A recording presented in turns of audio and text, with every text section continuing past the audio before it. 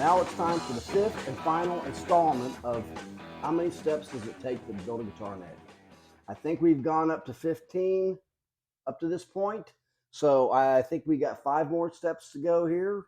These 2 necks are ready to go. And the next time you'll see them after this video is when they're going to be installed on these bodies for their final fitting. And these bodies, I've been experimenting with colors and how to do it. You can see on this Telecaster neck how the shape goes here. And with the jig, this is the best I can do. So I'm going to just trace a line here to let me know where I need to shape it to. I've made a jig to hold them. With this jig mounted in the vise, you can easily and solidly work these edges over and get that profile just exactly the way you want it on either end. Having it over sideways works great for working the sides. I've even mounted it in my drill press with its fence to get a better around the edges of the headstock. When working this, I started with files and a rasp, and then I used 80 grit sandpaper, moved to 150, 220, and 320 before I was done sanding this. I've got 3 guitar necks sanded and ready for finish, but before I do that, I want to put my identification on the back of the neck right here, just like on this Mighty Mite neck. So what I've done is I've taken some sheet metal, thin sheet metal, and I've bent it and made letters and made my own branding iron.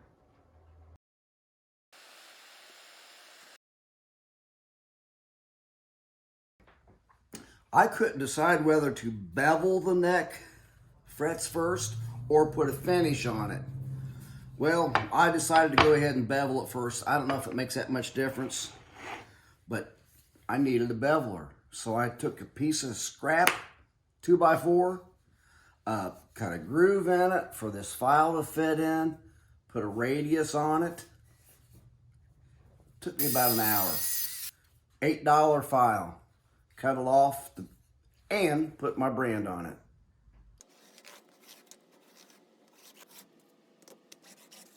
Okay, I'm halfway through the second neck, and I think I'm getting the hang of how I want to do this.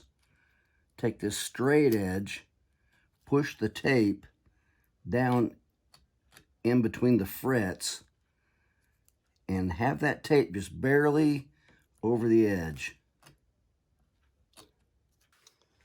I'm going to use True Oil Gunstock finish. Then I got this lint-free cloth I'm going to put over the paper towel and start applying. Thin coats.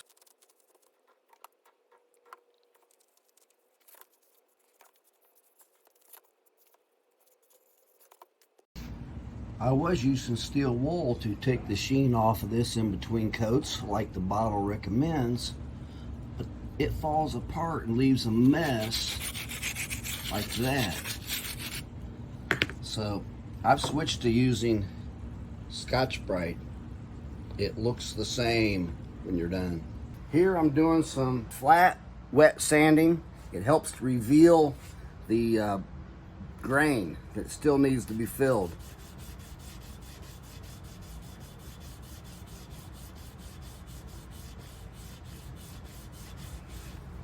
That works good on the flat parts of the neck.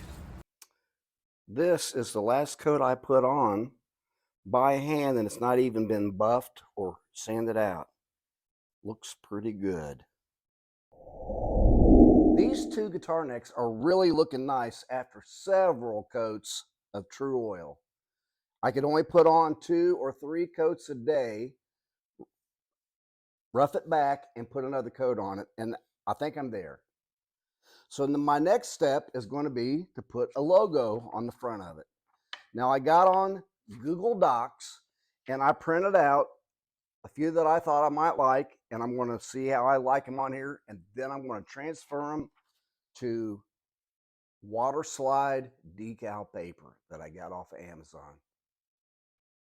So the water slide decal paper I'm using is clear. Now these are printed on paper just to get size and relationship, see if I like it.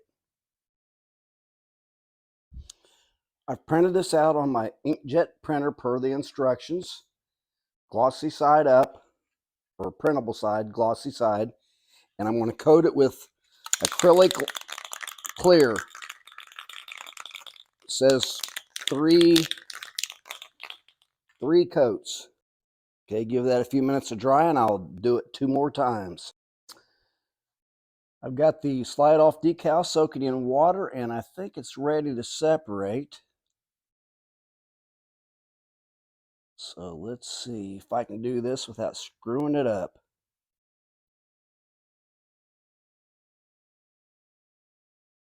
All right, that's about where I want it.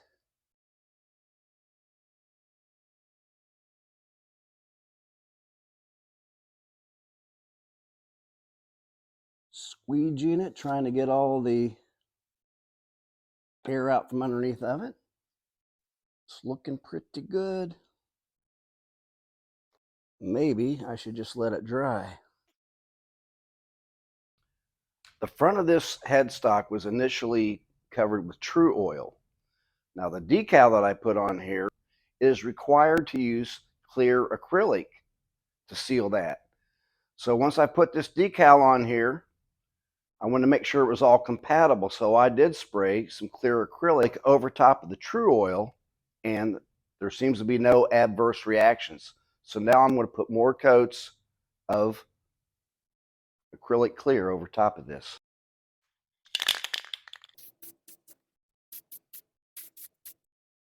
These 2 guitar necks right here have been sprayed with clear, sanded back a couple of times already, and I'm getting close to where you can't hardly see the decal anymore. You got to get it in the glare just right to even make it out. I don't know if you can, maybe right there. So I've been taking a rubber pad, 1000 grit sandpaper, and just lightly sanding the front of it.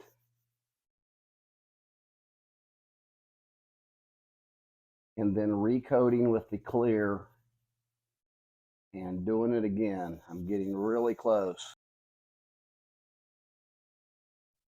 Right here you can still see the glare at the edges of the decal. So you know I've not got there yet.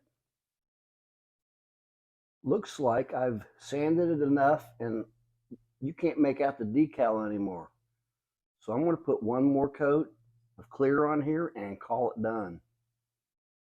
I actually meant to buy the gloss version of this, but I ended up with satin, and I actually like the way it looks. Before fret leveling, it is important to make sure that the neck is straight. So I've used a notched straight edge for doing so. I made 2 notched straight edges from aluminum stock that I got at the hardware store, 1/8 inch by 1.5, and I cut it out on my table saw with a carbon steel blade. Now that's, when you do that, it's important to have a face shield and safety equipment on.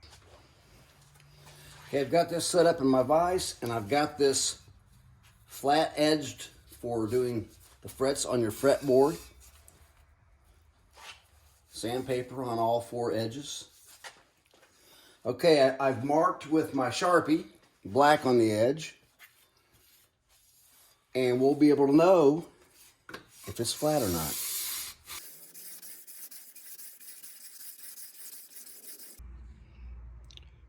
Both edges of this have cleaned up pretty nice. This side must have had a couple dents in it here in the end, but you can still see that it has come out to be flat. I'm going to use one of my fretboard sawing templates and use it to mark where these frets are.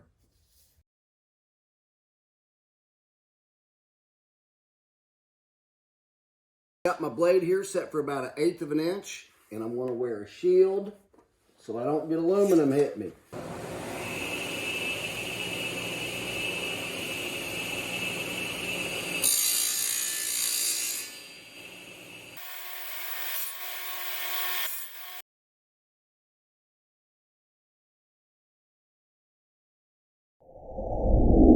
I've set this up with a flashlight on the other side so we can see the glare underneath the fretboard. I'm adjusting the truss rod until the glare of the light goes away. Then we know we'll have the neck good and straight. Well, I guess I'm going to tape this all off. I'm going to tape down the side and on all the frets.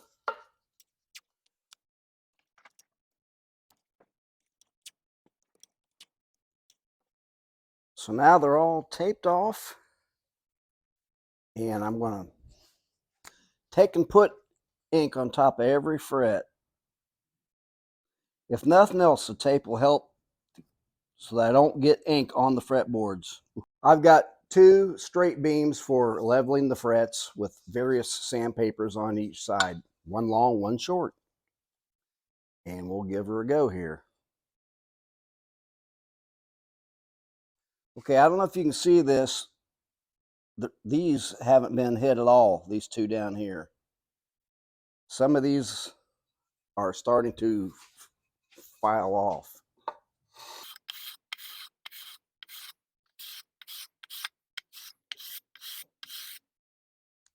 So here's the first fret. Looks like it's high in the middle and low on the ends. Second fret, even. Third fret.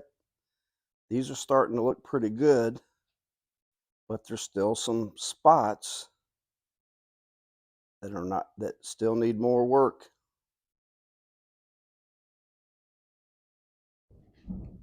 Look at all the crap. That would have been in the fretboard if I hadn't have done that. Look at my hands. Okay, I've come back here to the 11th and 10th fret and put tape over them. Now I'm going to run this beam on top of that tape until I see shininess on the end. And it's starting to happen. I'm taking the finest grit on this short block and just going back and forth. This might be a bit hard to see, but with your crowning file, you want to take off those squared edges and leave a little bit of line of black down the middle. It's there. It's hard to make out.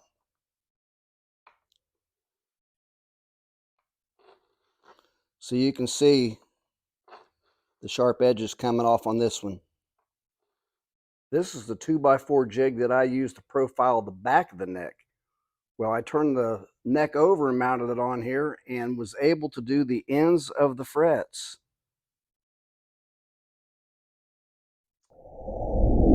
This guitar neck, I already made the nut for it before I put the frets in, but it's not cut to the complete depth. This one, I still have to make the nut for it. And I've got a complete set of Stumac files and a vise for holding that nut to help to cut those grooves.